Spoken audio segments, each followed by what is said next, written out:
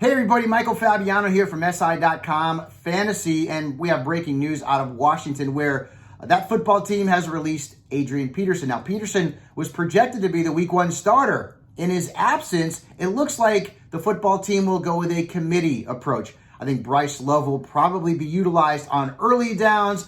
You'll also see Antonio Gibson mixed in on early downs as well. Gibson likely to be the number one pass catching option out of that backfield as well. J.D. McKissick is also in the mix. Peyton Barber still on that roster as well. So the roles still have to be sorted out. But from a fantasy perspective, I think the two most attractive players are going to be Gibson and Bryce Love. Now, let's not forget, Gibson is a guy who didn't play a running back a ton during his time in college. He was a tremendous pass catcher, though. And considering that Washington will likely be playing from behind a lot this year, I could see Gibson seeing more snaps and more touches than anyone else in that backfield. Bryce Love is a guy who a couple of years ago people thought could end up being a fantasy star, then had the injury, didn't play last year. So he's also one of those deep sleeper types. Gibson is somebody that I'd probably target in the middle rounds, while Love is more of a middle to late round player. And as for McKissick and Barber, I'd say they're probably undraftable in most traditional fantasy football leagues.